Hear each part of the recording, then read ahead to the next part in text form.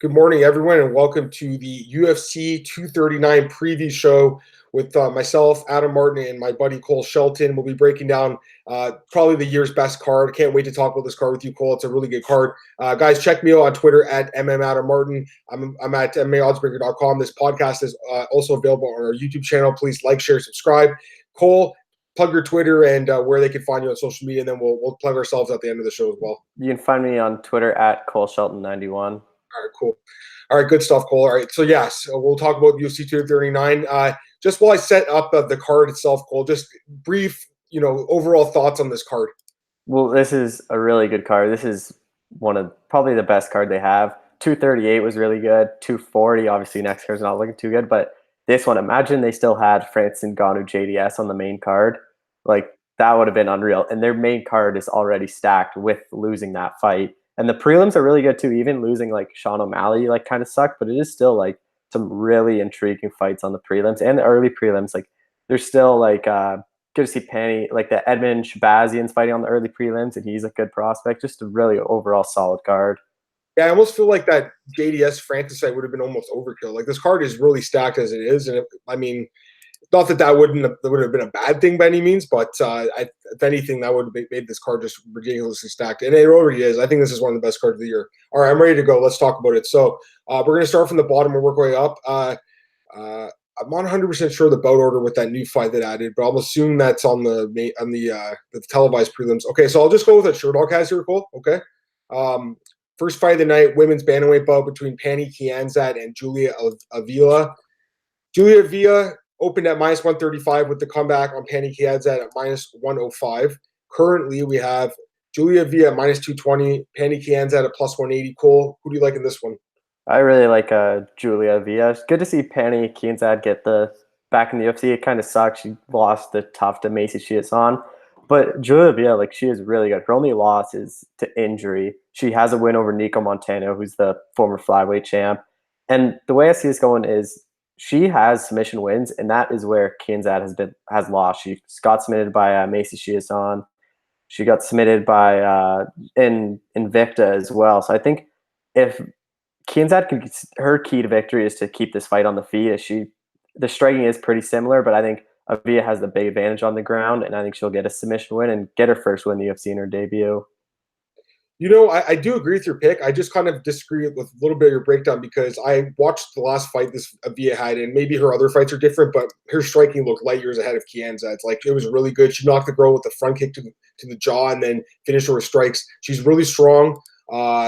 She looked good, man. I honestly was going to pick Kianza, Cole, at first just because I think the odds were too high. But when I actually watched Avila fight, I was very impressed. And I think her striking is way better. So to me, she could keep this fight on the feet or go to the ground. I think she's got the advantage everywhere. I think Kianza is going to look to kind of just grind this one out, but I don't think it'll work. If you watched Avila's last fight, she grinded her opponent, what's her name, Alexa Connors against the fence, tied her out, and then started beating her up really badly. So I like Julia Avila a lot in this fight, man. Especially the fact she had a full camp.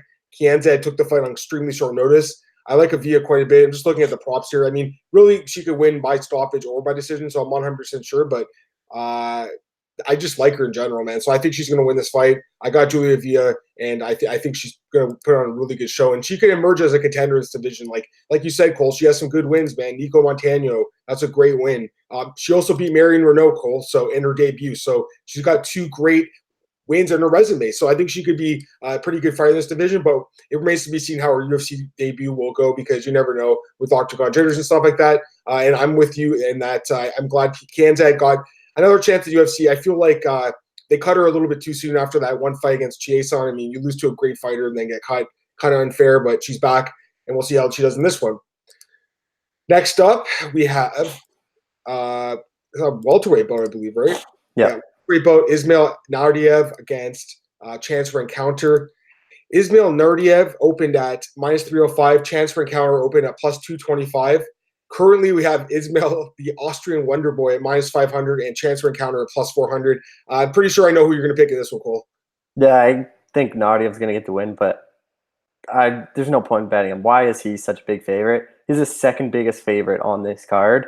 And he had a really good UFC debut beating Michael Prazeres, who was on 13, 14, even maybe a bit more fight winning streak. Ren counter, he did get a win last time out to Kyle Stewart, which was picked up the first win of the ESPN era. But I think Nardiev is just kind of better everywhere. Ren counter, I talked to him. He basically said he thinks his path to victory is wrestling. He goes, Nardiev, all these guys have been jiu-jitsu guys. He goes, wrestling is just the grind of wrestling is a lot different. But I just think Nardiev will be able to keep the fight on the feet. And I think on the feet, he just like Ren counter striking is not his best.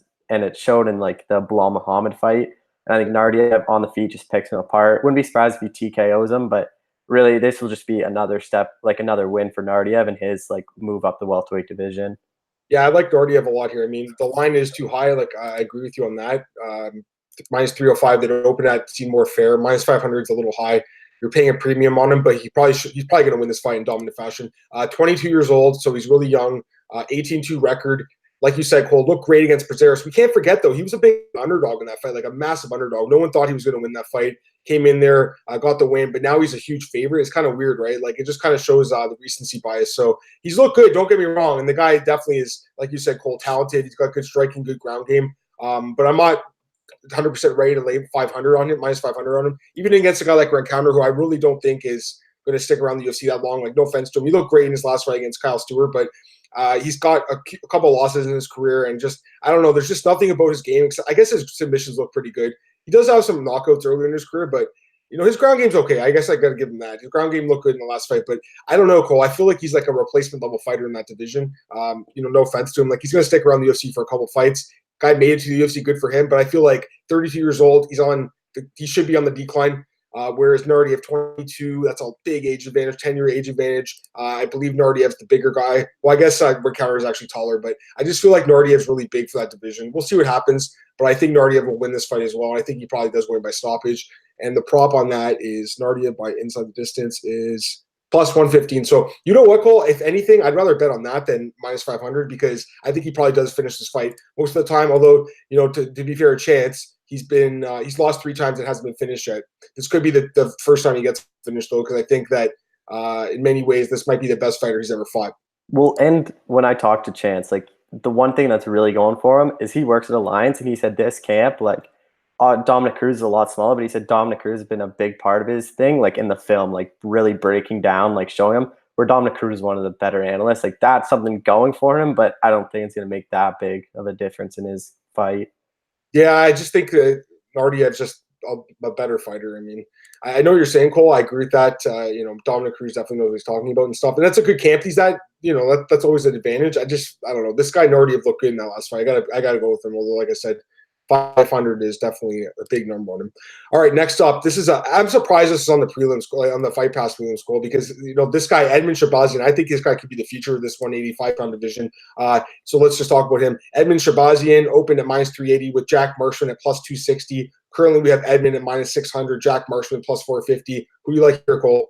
I like Shabazz again. Odds are high for me to bet on this one for him straight up. You'd have to look at like a prop, but Shabazz looks like the real deal. His last fight, 235, where he knocked out Charles Bird in like 40 seconds. That was phenomenal.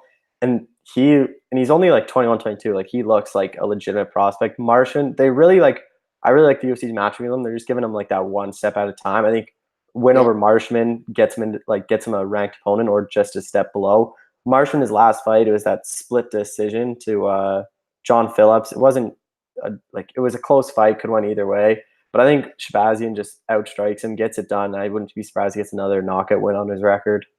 I like Edmond a lot in this fight too, man. I really like this kid. 21 years old. We have to remember that. He's super young. And I'm with you, Cole. It's crazy, right? How many prospects the UFC's rushed in the past, like Sage, Page, all those, like tons of prospects. Go back to Dan Lozon, they rushed him. But they're actually taking their time with Edmond, which I like.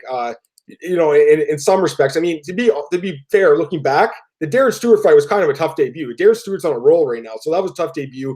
But he got the win in that fight. He didn't look great in it, but it was his UFC debut, so gotta give him credit there. And then he, like you said, destroyed Charles Bird in that last fight, which really was an eye-opening performance. But I've been a fan of this guy for a while, ever since the Contender Series. Really, I mean, I think he's just an awesome young fighter. He's got 9 wins, 8 by knockouts. So he's got legitimate knockout power. Taking on Marshman here, 29 years old, 23-8 record. Jack Marshman coming off a robbery split decision over John Phillips. I have no idea how the judges gave him that fight. I'm glad because I picked him in that. but still, man, that was a bad decision. John Phillips should have won that fight. I just really haven't been impressed with Jack Marshman in the UFC. He had the one win over Magnus Siedenblad, which was a good win, but otherwise just really hasn't been impressive.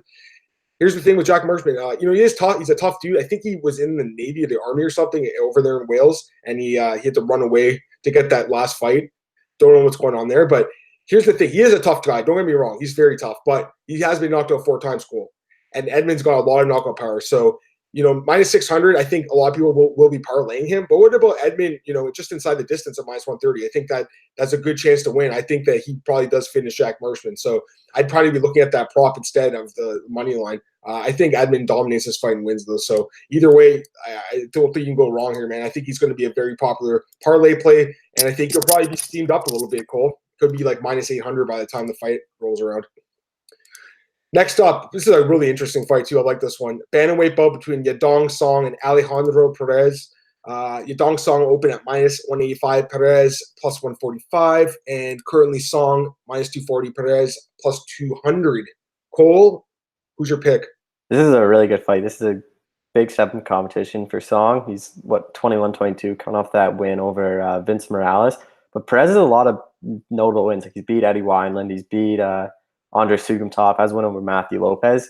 As an underdog, I really like Perez in this fight. I think he's just a step up in competition, just too much too soon for Song. I get they're trying to build up the Chinese market because I think with a win here, he gets another big fight in the China card in August, but I don't think it happens. I think Perez is too much of a step up too soon, a good veteran. I think he'll grind out a decision win.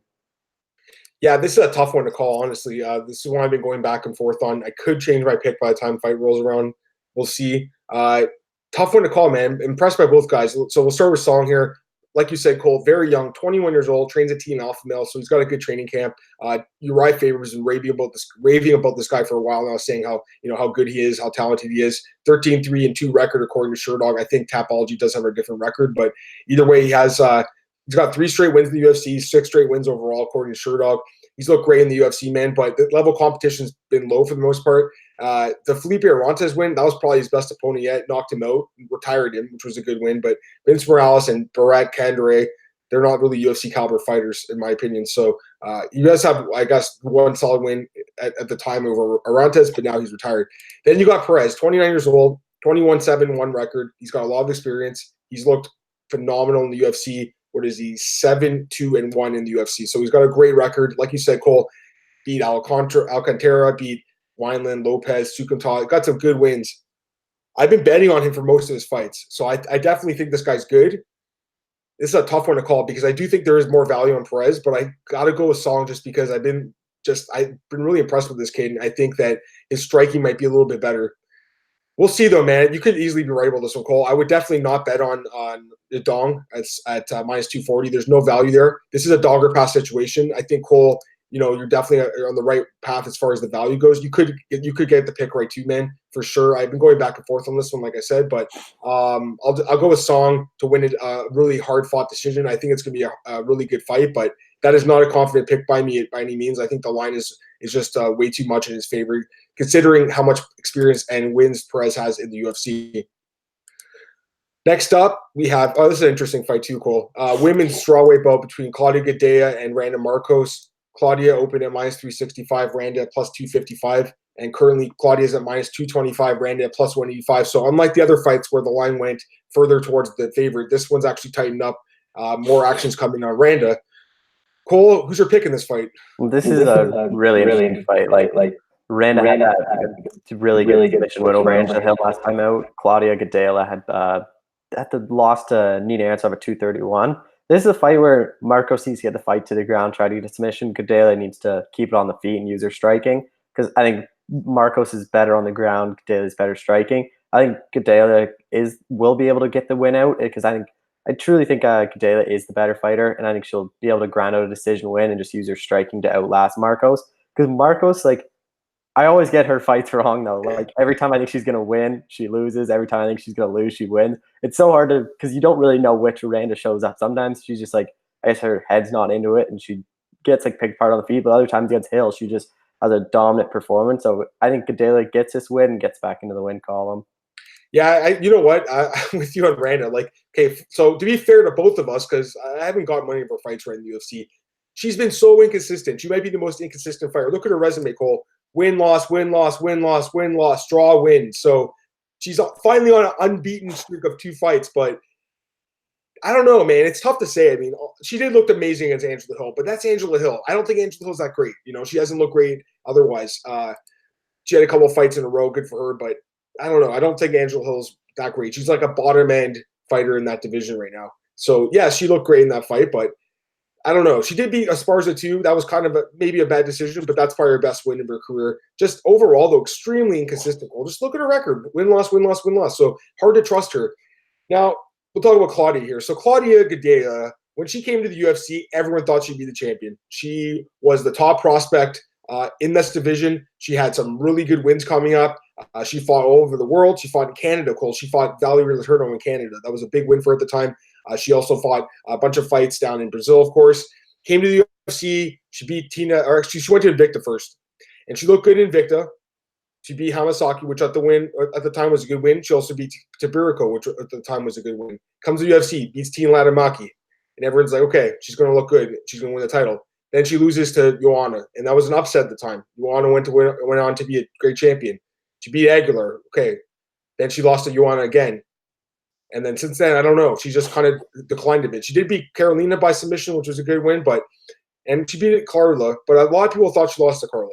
It wasn't a good performance. And then she looked really bad against Ansarov. I don't know if you were there at that fight, Cole, in Toronto, but she looked terrible in that fight. Bad performance. She also lost to Andrade, which I don't think looking back is that bad of a loss, but very well she could be on a 3-fight losing streak right now. So that's why I think people are betting against her, because really she hasn't looked good. Having said that, Cole, I still think she is the better fighter. So I got to pick Claudia here. I wouldn't bet on her right now, but if the line keeps dropping, I would take a shot on her. It'd have to drop in the minus 100s or something like that.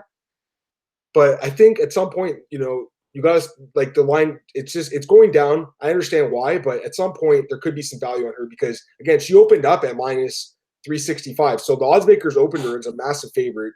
Everyone's betting against her. I get why, but I still think Claudia's got something left in the tank. She's only 30. She has taken a lot of damage in her career. She's an older 30, but I still think she's got some potential in the sport. So I'll pick Claudia. I think she'll grind out a decision, Cole, and we'll see what happens as far as the betting line goes. Right now, I would pass on it, but if it keeps going down, maybe take a shot at her.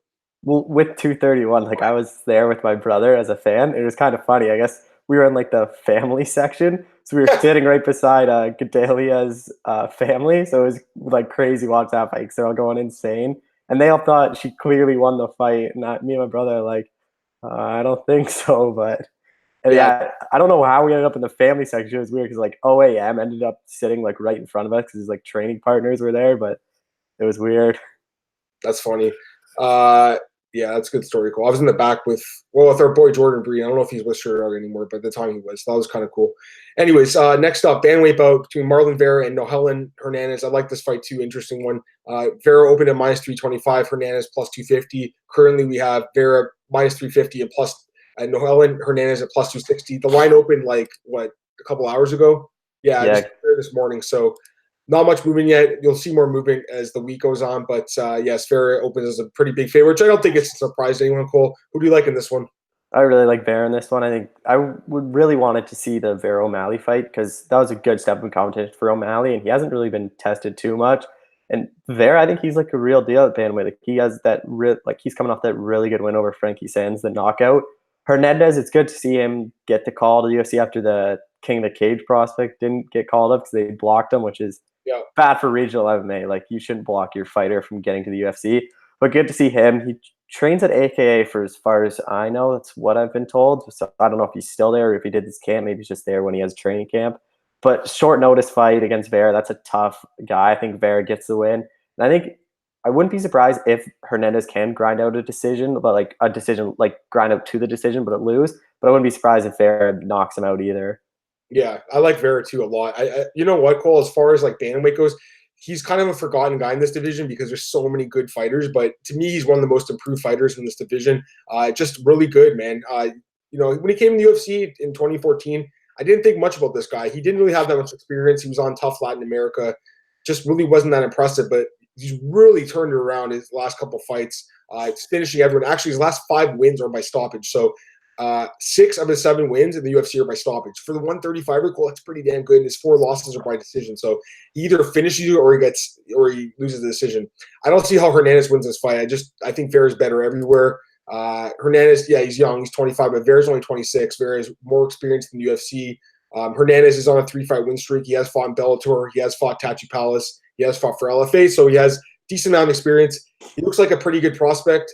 Has that win over Martin Day, my knockout. The guy's in the UFC right now. He's pretty good. But Vera has just looked phenomenal lately. The win over Frankie Saenz in 1 minute and 25 seconds. Cool. I think that showed that this guy he's not messing around anymore, man. He wants to make a run for the belt. And I think, I don't know if he's going to win the title in this division because there's so many good fighters that are better wrestlers than him. But, this guy is an exciting fighter. And he's like almost like a mini version of John Lineker, who we'll talk about later in the show.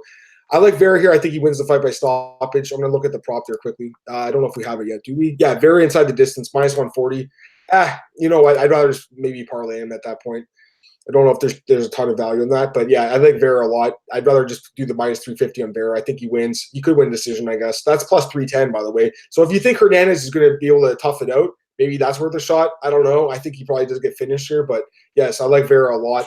I think he dominates this fight, and we'll see what happens to him next. All right, next up, Cole. This is an interesting fight, too. Featherweight bout between Arnold Allen and Gilbert Melendez, the former Strikeforce champion. It's crazy how far he's fallen in his career, but let's see here. Opening odds had Allen at minus 245, Melendez at plus 175. Currently, Arnold Allen minus 365, Gilbert El Nino Melendez plus 305. Cole, who are you picking here? This is really weird to see Melendez back. I thought he wasn't going to come back. He's on a 4-fight losing streak. Last fought in 2017. I got to favor Arnold Allen in this one. The long layoff kind of scares me, and Allen has looked really good. He's undefeated in the UFC, has a win over Macklin, Amir Akhani. The last fight against Jordan Rinaldi, he dominated that fight. I think he's a good English prospect for them, and I think this is another way to build him up and get a win over Melendez. The Melendez, he has fallen, like you said, he has not looked the same in his last couple fights, but that has been against some top guys like Eddie Alvarez, Anthony Pettis, Jeremy Stevens. But I think this is going to be a close fight. I think it goes the distance, but I think Allen just does enough to get a win. I bet on Allen in every one of his UFC fights. I think this guy is great. He's on, a 7-fight win streak right now. He's phenomenal. 5-0 in the UFC.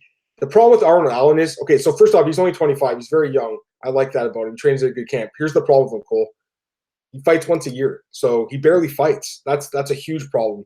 And that, to me, is why he hasn't really got that step up to a ranked opponent yet. He does deserve it, but he doesn't fight often enough. The UFC can't take that risk. Look at his resume, Cole. 1 fight in 2015, 1 fight in 2016, 1 fight in 2017, 1 fight in 2018, 1 fight in 2019. He's scheduled to have a second. Who knows? Someone could get hurt. Who knows? But he's supposed to fight Melendez, so we'll assume that fight's happening. First time he's fought 2 times in a year since 2014. That's a long time.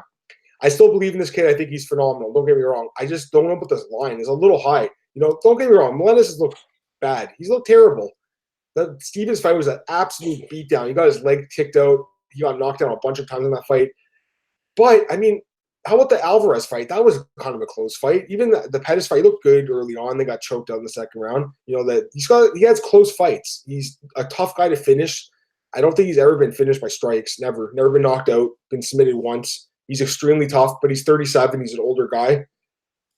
I'm going to pick Arnold Allen to win the decision here, Cole. There's no way in hell I'd lay minus 365 on him. That's just too high.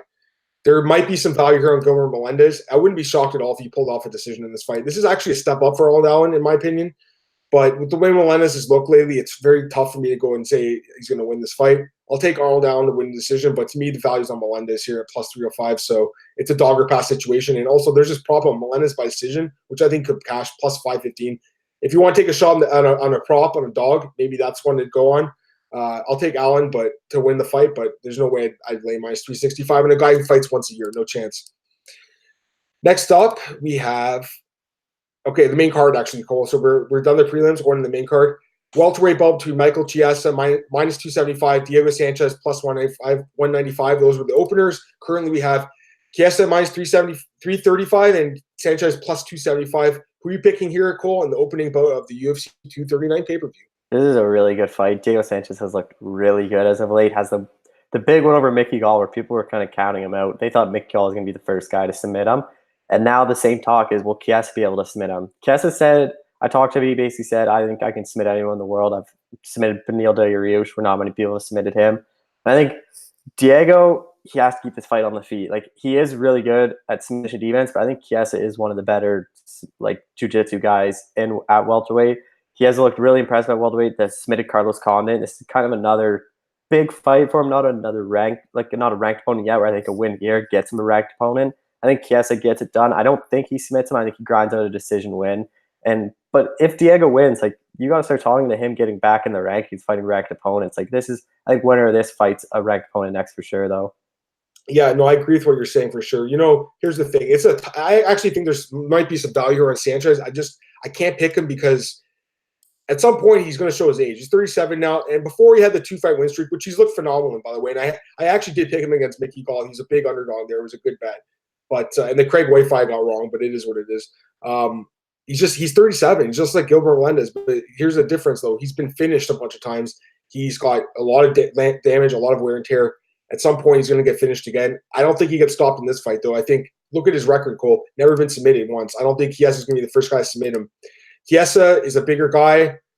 He's a really good fighter. He looked amazing against Carlos Condit. But here's the thing. He usually wins his fights by submission. So this is an interesting fight. I mean, if he can't get the submission, what happens then? Does Sanchez use his cardio and just power through and uses wrestling and just grind it out? It's possible. Very possible. I'm going to take Chiesa to win a decision here. But the value's on Diego Sanchez probably. So it's another one of those fights where, everyone's counting out the older guy, and I get why. It's like the Melendez fight, but I don't know. Chiesa's path to victory is to grind it out. That's Sanchez's path too. So it makes it kind of interesting. I just don't see Chiesa winning by submission, and that kind of makes it a scary fight. So there's no way I'd bet on Chiesa here at minus 335. It's a dog or pass situation. I'll take Chiesa by decision, and I'll pass on the bet probably. All right, next up, we have a light heavyweight bout. This is an interesting one too, Cole. Luke Rockhold against Jan Blachowicz. Luke Rockhold opened at minus 215, Blachowicz plus 165. Presently, we have Luke Rockhold at minus 220. In his light heavyweight debut in the UFC, and Blachowicz, the ranked contender, at plus 180. Cool. Cole, who do you like here? I thought this fight was going to be pick 'em odds. Like, this fight is really close, in my opinion. Like, because Luke Rockhold hasn't fought since February 2018. And now, light heavyweight, he should be better. Everyone's been clamoring for like him and Weidman to go up. They both move up. And Blachowicz is a tough opponent to face. Like, he did get knocked out his last time out to Thiago Santos, but Santos now is fighting for the title on this card. Like, and I think Rockhold, this is like a really interesting fight though, because Rockhold, a lot of wins are by submission, but I think I could see him just wanting to stand and kind of just trade with Blachowicz, so I don't think has that good of knockout power to knock Rockhold out. But you never know, like his chin at middleweight near the end of it he was getting knocked out a lot. So it should be better at light heavyweight. And I think Rockhold will be able to pull out a decision win. Then I think with a win, like, I wouldn't be surprised if he's fighting Jon Jones next to get a big fight for Jones if he doesn't move up to heavyweight. Yeah, no, for sure. If he wins this fight, it's going to be huge for his career. I could see Rockhold pulling off, but I'm going to go with Blachowicz, man. I think plus 180, there's value on him there as an underdog. I'm going to outright pick him to win the fight. I think he can knock Luke Rockhold out, man. I just don't trust Luke Rockhold's chin, even with the moving up in weight, which I do think helps him. I just think he's taken a lot of damage in his career. And don't forget, he's 34 years old, so it's not like he's a young guy anymore. He's been knocked out a bunch of times, 4 times in his career. The chin's always worried me. And, he's a really talented guy. Don't get me wrong. His submission game is amazing. His striking's great too, but that chin is just holding back his whole career, and I think it's going to hold him back here. I think Blachowicz connects and knocks him out, man. So, yeah, Blachowicz, he is older guy, 36, but he does – I know you're saying, Cole, like he doesn't have any pure knockouts, I guess, in the UFC. He does have the body kick over Latifi, but his striking is really technical, man. It's really good, and his ground game's getting better. So, to me, he actually matches up decently against Rockhold. I could be wrong with this one, but I've been picking most of the favorites on this card. I got to go with a dog at some point. I'm going to take Blachowicz. I'll take him by knockout. And the prop on that is plus 475. So I think if you want to play a prop, Cole, plus 475 against a guy with a very questionable chin, I think there's definitely some good odds on that. So I would take a look at that one. We'll see what happens. I could be wrong. Maybe Rockhold looks amazing at light heavyweight, but I'm willing to take a gamble here on Blachowicz as a plus 180 dog. All right, here's another fight. This is the people's main event, I think, Cole. I think everyone would agree on that one. I love this fight. Funky Ben Askren against Jorge Masvidal. So Askren opened at minus 230, Masvidal plus 170. Currently, we have Askren at minus 230 and Gamebred Masvidal at plus 190. Cole, who are you picking in this one? Great fight. This is a really good fight. Askren's debut, that was a really tough fight against Robbie Lawler. You saw what happened. He went for the takedown. His arm got trapped, and Lawler slammed him on the head. I thought Herb Dean could have really stopped that fight when Lawler was hammering down Askren. Good for Askren to kind of recover back. He ended up getting wobbled like a bit more, but he got that questionable submission win over Lawler. But still, to recover that much to get Lawler down and has really good takedown defense, showed a lot in his wrestling. Masvidal, I don't think, has that good of takedown defense. He's coming off that huge knock win over Darren Till, where I think many, including myself, picked Darren Till to win that fight. But I think Askren will be able to. I think Masvidal doesn't have the takedown defense to stop Askren's wrestling. I think Askren will get the fight to the ground. I think he just grinds out a decision win. I wouldn't be surprised if he TKOs him late, but this is a fight where I think if Askren wins this, I think he gets a title shot, like regardless of who wins, Covington, Lawler. Like I think if you look at his social numbers, like everything hits well with Ben Askren. The fans want to see Ben Askren fight, and this is just and his trash talk is just hilarious, and it's a good way to get him versus Usman a title shot next. Yeah, Ben Askren is an incredible fighter. I've been a fan of him his whole career ever since I saw him in Bellator. He really just has become, like you said, Cole, a fan favorite, and I'm glad that he's in the UFC finally. The guy deserves it. I mean, he's just, first off, he's a phenomenal fighter, but his talents on the mic were being wasted in the other promotions he was in. Bellator never really pushed him that much. Bjorn Ruby even cut him because they thought his style wasn't good enough for TV, good enough for the UFC, apparently. The trade with one, an epic trade, the first in MMA history for Jimmie Johnson. So he's got some big shoes to fill, but first off, he's undefeated in his career, 19-0-1, never lost. The closest fight he's ever had, I guess, was, what was it, Jay Heron. He won a split decision back in 2011. That was probably the closest fight he's had. And then he had the Luis Santos fight where I guess he wasn't looking too good, and then he poked him in the eye and ended up getting a no contest there. But otherwise, he's looked phenomenal. The Robbie Lawler fight, like you said, Cole, that was a tough fight. I think a lot of refs would have stopped that fight after he dropped his head and then he was getting ground and pounded by Robbie. I think a lot of refs would have stopped it. I'm glad Herb Dean let it go on. Clearly, it was the right call. The stoppage was questionable for sure, but I think Askren would have grinded that fight out regardless. Just Robbie, he's a good fighter, but against a top level wrestler, I think he struggles. And Askren he's the best wrestler probably right now at 170. Besides, well, I guess Usman's great too, but I think Askren maybe has the best pure wrestling, Cole, to be honest with you. He's a phenomenal wrestler. And I think his finishing ability is getting better too. If you look at his resume, like most of his recent wins are by stoppage. So he's actually finishing guys now. He's not a boring fighter like a lot of people thought he was. Maybe earlier in his Bellator career he was boring, but here's the other thing, Cole. People always forgot, like he was only 2 or 3 years in MMA. Like he was still learning on the job. Now he's like an experienced veteran and he's finishing guys. Okay, so I've talked enough about Ben. I love the guy, don't get me wrong, but Masvidal is definitely a good opponent here. 33-13 record. So the guy is extremely experienced. He has almost 50 fights, Cole. He's been around the world, fought everywhere. He's coming off of a phenomenal win over Darren Till. I didn't see that one coming. He has a lot of knockout power, great striking. He's got pretty good wrestling, grappling. Just a really solid fighter and a good veteran and a good test for Askren. But I got to go with Ben Askren, man. I think he's going to win this fight. Just use his wrestling, grind it out. I don't think he finishes Masvidal. Masvidal's very durable. Masvidal's been finished 3 times in 46 fights, so he's very, very tough to finish. But I think Ben Askren grinds it out, man, and we'll see what happens. Maybe he does get the title shot. It's going to depend, I think, on what the fans want to see. If he gets a finish, Cole, I think he's almost guaranteed to get the title shot, but it's going to depend how he looks in this fight. If he just grinds it out and it's boring, maybe you see what happens with Colby and Robbie. But I think there's a good chance that Ben could be fighting Usman next. I think he might jump the line here. Give me Ben Askren by decision. I'm checking the prop on that right now. What is it? Ben Askren by decision. Minus 105, so pick a mod's not really worth it. I think Ben Askren minus 230 is pretty fair, though. All right, time for the co-main event in the evening. Women's bantamweight title fight between Amanda Nunes, the double champ, and Holly Holm, the former champ. Amanda Nunes opened at minus 325, and Holly Holm opened at plus 275. Currently, we have Nunes at minus 350, Holly Holm at plus 290. Cole, who are you picking? I like Amanda Nunes in this fight. Her last fight against Cyborg really impressed me. Like, to be able to knock out Cyborg that quick and hurt her so many times is so impressive. Dropping back down to bantamweight, she still has that incredible power. Holly Holm she's like a world champion in boxing. She needs to be able to use technical, like get in and out very quickly and just kind of pick apart Nunes. But I don't see that happening. I think Nunes will just kind of stun her once and then go in like she did on Cyborg. And the thing with Nunes is she does not rush finishes. Like if evident by the Cyborg fight, like she stayed composed. She knows anyone can hurt her, like especially Cyborg. Holm has knocked people out, and with that head kick too, which Nunes has to be careful of. I think Nunes will be able to stun Holm like second or third round and kind of just be patient, pick her apart, and get another knockout win and defend her title.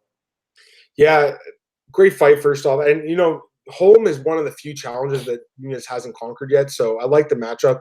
If she does win this fight, though, it's arguable that she's cleaned out the division. I mean, there are some up-and-comers like Vlad and stuff like that, but I think, Holm's the last real legitimate challenge right now for Nunes. I think Nunes dominates this fight, man. She's looked, like you said, Cole, absolutely phenomenal. The one loss to Kat Zingano, she was winning that fight, gassed out, lost. She's learned from that. Her cardio's got way better since then. She's proven she can knock her opponents out. She can submit them. She can go 5 rounds, grind them out. I mean, look at her resume, Cole. Like, look at the list of wins she has. It's incredible. Like, right now, she's going to be in the Hall of Fame one day. I think there's no doubt about that. But right now, Cole, she's on track to be the greatest women's MMA fighter of all time. I think she's probably past Cyborg at this point, right? Because she beat her head-to-head. Look at her wins, Cole. Chris Cyborg, Valentina Shevchenko twice, Ronda Rousey, Miesha Tate, Sarah McMahon, Jermaine Durand, and me. And she's got some other good ones earlier in her career, too. So, she's a phenomenal talent. I've just been nothing but impressed with Amanda Nunes, and she gets better and better every fight. She's 31. She's in her prime, trains at a great camp. She could be one of those fighters like GSP that goes out on top. I wouldn't be surprised if she did end up retiring at a younger age just because she's did everything she can at this point. But, she has one more challenge here, Holly Holm. Holly Holm, phenomenal striker, 37 years old, though, so she's getting up there in age. She has that, obviously, known for the knockout win over Ronda Rousey, the knockout that was heard around the world, also the knockout win over Betch Correa. But overall, just been very inconsistent lately in the UFC. I don't know what happened to her. She had the win over Ronda, and then after that just kind of fell apart a little bit. Coming off a good win over Megan Anderson, where she grinded out with her wrestling, which was good. Good to see her use another part of her arsenal. But I just don't think it's enough against Nunes, man. I think Nunes blitzes Holly Holm, and I think she's going to knock Holly Holm out, man. I know Holly Holm hasn't been knocked out yet in MMA, but she's been knocked out in boxing. And I think she's going to get finished in this fight. Give me Amanda Nunes by TKO. I think it's going to happen pretty early in the fight. I think she just blitzes her, overwhelms her, knocks her out. Prop on Nunes, plus 185 by TKO, so that's definitely interesting. But either way, I think even minus 350, I think there's some value there possibly because I think she dominates this fight, Cole. I don't see how Holly Holm wins this fight. Other than maybe knocking Nunes out, she does have KO power for sure, but I just don't see Nunes being caught. If Cyborg couldn't knock her out, I don't see Holm doing it either. All right, time for the main event of the evening. Phenomenal light heavyweight bout here between Jon Jones, the UFC light heavyweight champion, and Thiago Santos, Maheta, the challenger. Jon Jones opened at minus 850, and Santos opened at plus 625. Since then, actually some slight action come in on Jon Jones or on Thiago Santos. Jon Jones currently minus 650, Santos plus 475. So there's some people out there who are giving Santos a shot here, a puncher's chance. Cole, I don't know if you're one of them. I'm not sure if I'm one of them. I'll tell you in a second what I think, but what do you think of this fight? So I actually had this debate in our MMA News Slack channel. I forget who said it. They said they think Santos is going to knock him out. And my debate was, I could be totally wrong in this, but I think Thiago Santos is Jon Jones' easiest title defense in a while. Like, I think Anthony Smith was a harder fight because there's one reason. I was talking to Eric Anders about this, and I wasn't even thinking it. He brought it up. Eric Anders went 6 of 10 on takedowns on Thiago Santos and held him on the ground for a bit. And he basically, like, he admitted, he's like, Jon Jones is like 5 times the wrestler I am. If I went 6 of 10, there's no way Jon can't literally just go 1 for 1 and just hold and beat down Santos on the ground.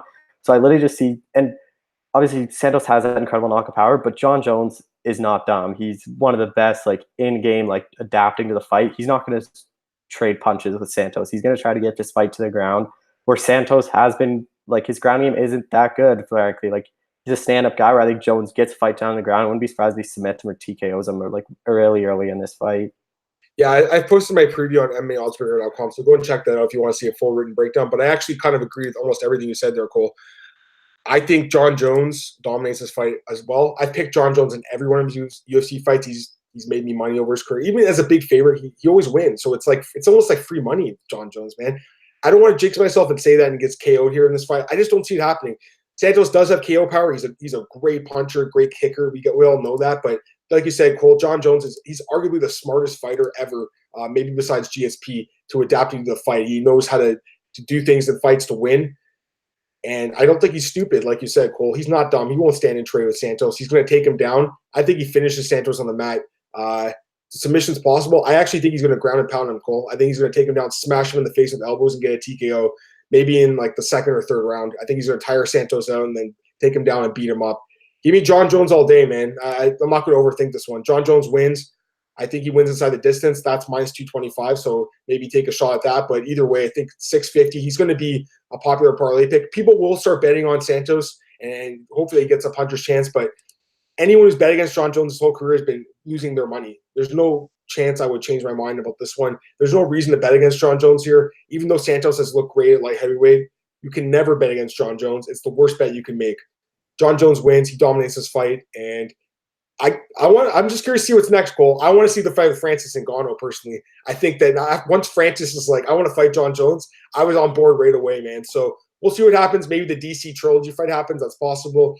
Maybe he fights Stipe if Stipe wins that fight. I don't know. But I think if he beats Santos, which I think he does, at that point, Cole, yeah, there's guys like Johnny Walker and Rakic. But at that point, wouldn't you like to see him go up to heavyweight and be like, just try to cement his legacy? Because I made this point, I think, on the last podcast, Cole. Look at guys like GSP, Anderson Silva. They fought at multiple weight classes. That's why they're such legends. Jon Jones is probably already the best. He probably doesn't need to do anything like that to cement his legacy. The best ever probably already is. But to really, really put a stamp on it, how if he moves up to heavyweight and gets that title there, or even fights a guy like Francis, oh my God, that would be a sick fight. So I don't know what you're thinking about Jon Jones after this one, man. But what do you think about that possible fight? Yeah, I like that. Well, I was listening to Chael Sonnen's YouTube channel, and he basically said the same thing as he was like, Jon Jones is the greatest fighter of all time, but he's not the best pound for pound fighter. He goes, if you look at all these pound for pound fighters, it's guys like Cejudo, champ, Nunes, champ, McGregor, champ, GSP, champ, like DC, champ, where Jones is just clear out one division. He's like, in order for him to be the pound for pound best, he needs to move up to heavyweight. And I'd like to see him to move up to heavyweight. If DC wins that fight, I really want to see the trilogy fight at heavyweight. Like, I think Jones wins at light heavyweight all the time. At heavyweight, it could be a different picture because Cormier's not cutting like the 30, 40 pounds that everybody cuts to get down. And he has looked really impressive at heavyweight. And that's a fight I want to see. If Ngannou gets a title, say Ngannou beats winner Stipe, DC next wins the title, say Rockhold wins, they just do Santos Rockhold or Jones Rockhold, and then they do Jones and Ngannou for the heavyweight title or something. But the Ngannou fight is the one I really want to see very soon. Yeah, no, you're right. I mean, Rockhold's still out there. There's guys like Walker, Rakic, like I mentioned. There's a couple other guys, but I just feel like at this point, I want to see Jon Jones really test himself and go to heavyweight. I think Francis and Ngannou would be. I know he hasn't proven himself to be a draw call, but I think everyone in the world would want to see that fight. To me, that's a bigger fight, I think, than the DC trilogy, personally. We'll see what happens. Okay, so the UFC 239 preview is done. We picked mostly the favorites here. I did pick Blachowicz, and Cole picked Perez. So those are some underdogs that you guys should consider. But, overall, I think it's going to be a phenomenal card. And you know what, Cole? We're not going to get all our picks right. There's going to be a couple underdogs that surprise on this card that we didn't see coming. We'll see what happens, though, on Saturday. I can't wait for this card. I'll be doing the play-by-play for Sherdog. Are you doing scoring? Live tweeting it, so I'm pretty sure I'll do the scoring because I have to. You'll be around, so yeah, I'll be around. So that's the UFC 239 preview. One thing I did want to talk about before we ended the show today, Cole.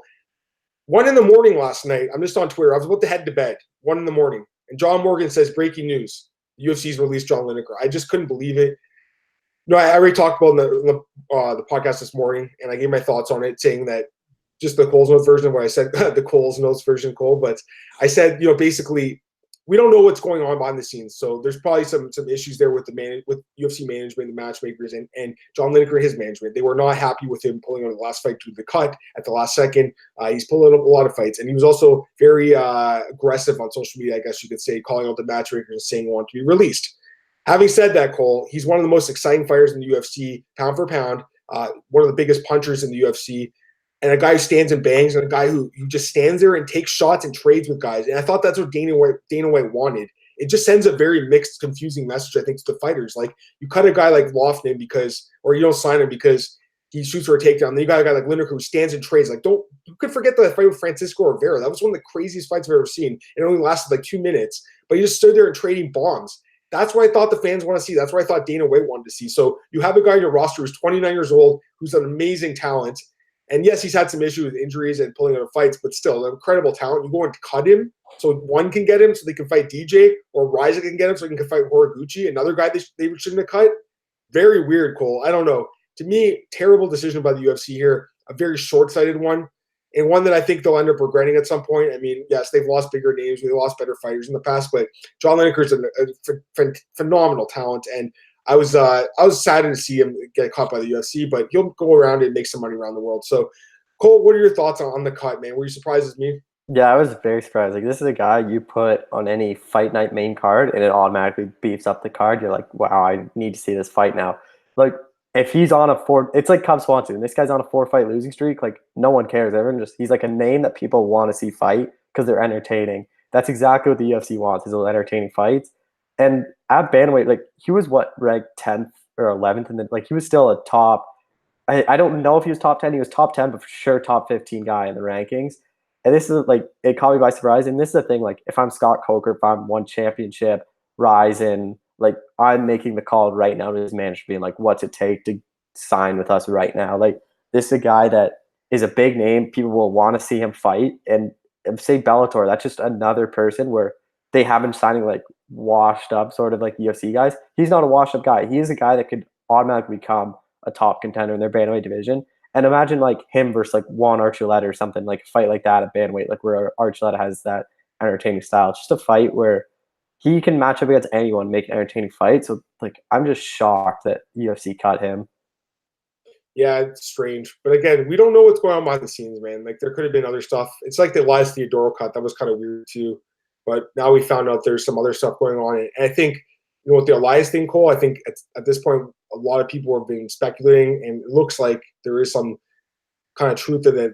His relationship with the marijuana business and the UFC's new partnership with, I can't remember who they partnered with, but it was, I think, a CBD company or something, but that could have played a role in that as well. It wasn't just the fighting style. With John Lineker, it's not the fighting style. There's some other stuff going on. And like you said, like I said earlier, the UFC, they don't like when people publicly call them out. And I know Sean Shelby does kind of hold grudges against guys, and he didn't like, I don't think, when John Lineker went on Twitter and said, give me a fight, I want to be cut. They don't like that, guys holding the ultimatums. To be fair to the UFC, though, they did give him a fight, and he pulled out due to a cut at the last second. So, and he ended up getting cut from it. So it's very disappointing, but it's okay, Cole, because you know what? Guess what? He's probably going to rise and fight Horiguchi, and he'll probably fight in Bellator too, because he'll do that partnership thing where you can fight in Bellator and Ryzen. So maybe it works out good. Or he goes to, like I said, one and fights DJ. That'd be great too. There's some good fights out there for him. Before we get out of here, is there anything else you want to talk about, Cole? Any other fight announcements? The Joanna Waterson one? Well, okay. Well, I did not talk about this on my podcast today because I did that about 2 hours ago, and the fight was just announced, like, just before we got on the show. That's headlining a card. From what I've heard, it's in San Francisco, so I don't know if the UFC's actually been there before. I think it's at the new arena where the Warriors are playing, so that's kind of cool. I think it's named Oracle Arena as well. Maybe it's the Chase Center. That's what Ariel said. It's okay. No worries. Yeah. Anyways, it's the place. It's the new center where the Warriors are moving to from Oracle. So that's interesting.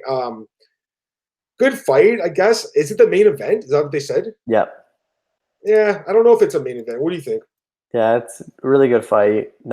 It's like 5-6 weeks after the title fights. This has to be a #1 contender fight.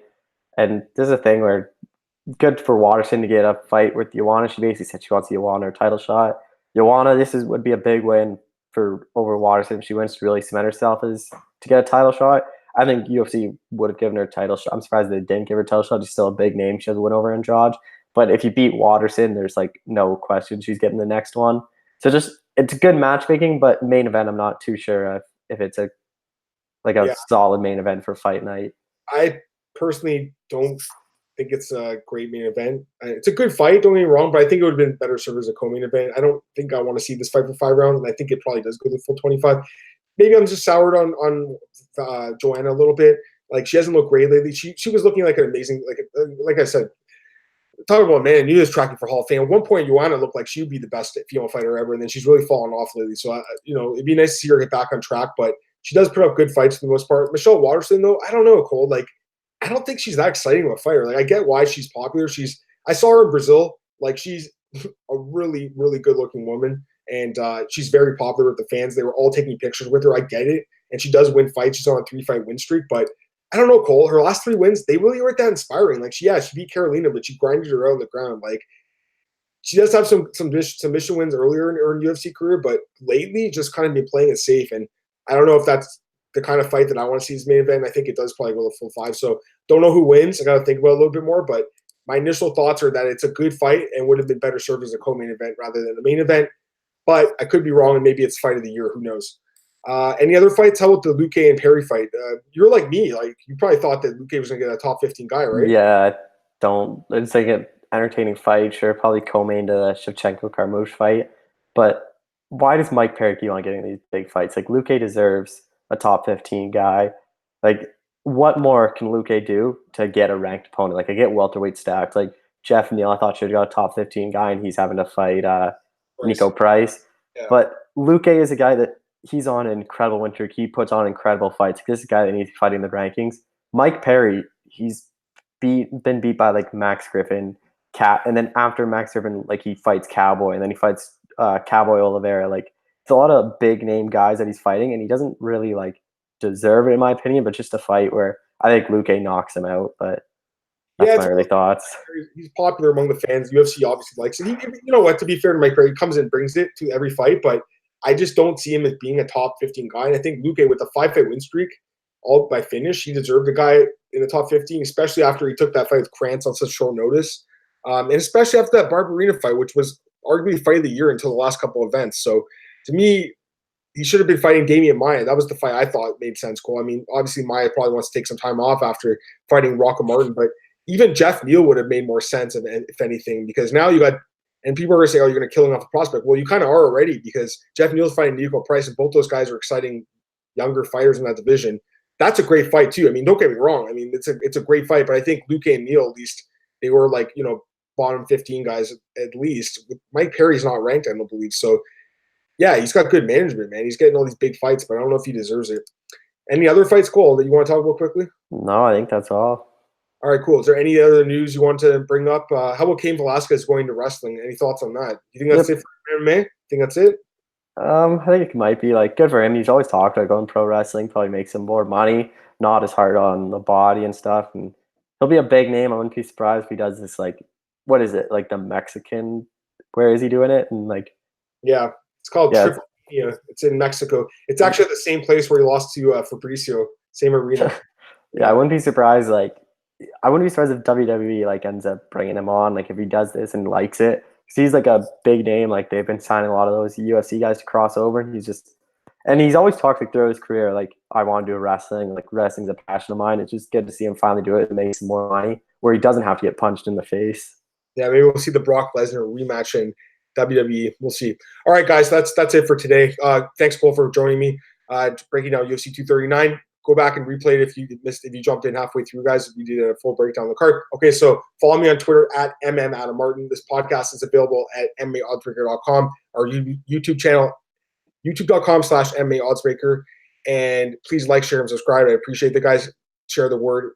We'd all appreciate that. I have like I said, the full previews for the two title fights on the card. Check that out. Also check me out at twitter.com. I'm doing the play-by-play this weekend for UFC 239. BJPenn.com. Always news, MMAnews.com, MMAratings.net. Cole, plug yourself quickly and we'll go. Sorry, my dog just barked. Oh, sorry, my dog said earlier, man. The mailman came and they were barking like crazy. So it's BJ Penn. I did interviews, the fighter picks, the 3 fights. Maui, shut up. I know. My dogs are doing it today too, man. Talk to Kiesa, just new stuff. Just follow my Twitter at ColeShelton91 for everything. I gotta get going. He's barking. All right, man, let's go. All right, see you guys. Right, see ya. Thank you guys for tuning in. We'll talk to you guys soon.